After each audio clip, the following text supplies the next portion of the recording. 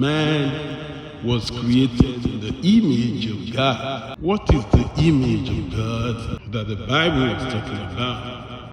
God don't even have a form. He's formless. The image that the Bible is talking about, it has to do with the traits of God, the attributes of God, the glory of God. When Moses said that he wanted to see God, and God said, okay, hide yourself at the peak of the hill of the mountain, and then I'll pass by. And then when the Lord passed by, a voice spoke out and said, gracious art thou God, merciful, compassionate, slow to anger, and abounded in steadfast love, forgiving iniquity. Those statements, those traits are the image of God put together.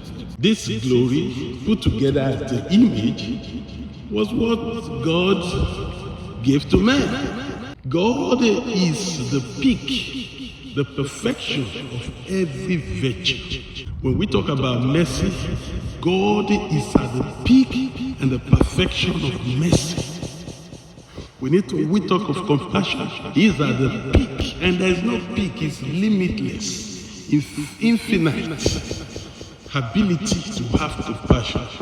He placed man at the first ladder of that virtue, which means man has the ability to grow.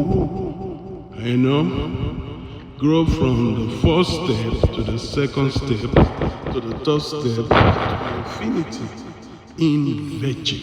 For example, to be merciful, you start from practicing mercy at the first ladder, and as you grow up, you go to the second ladder. Your ability to practice mercy start growing up. Everybody don't have the same abilities, So some people might be able to grow up to 80%, while some people might be able to grow up to 70% in mercy. I'm just using that as an example. So you grow up until you become the real God. Because the Bible says you are God.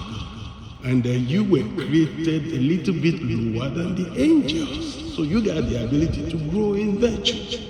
Then secondly, the image goes beyond that. It touches on the creative ability of God.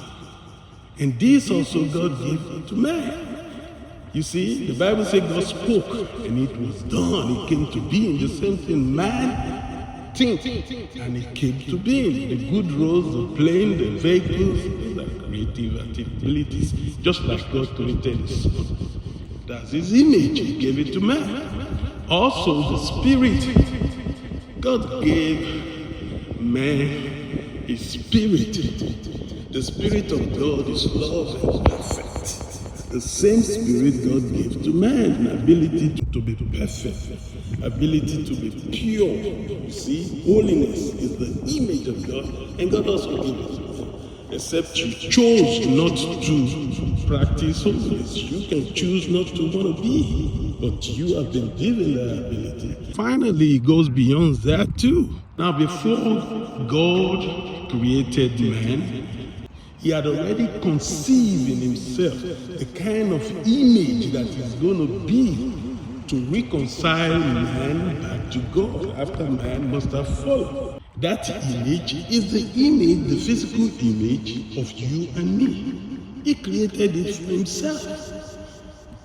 So that when he's coming to the world to save man, that is the image that he's going to put on.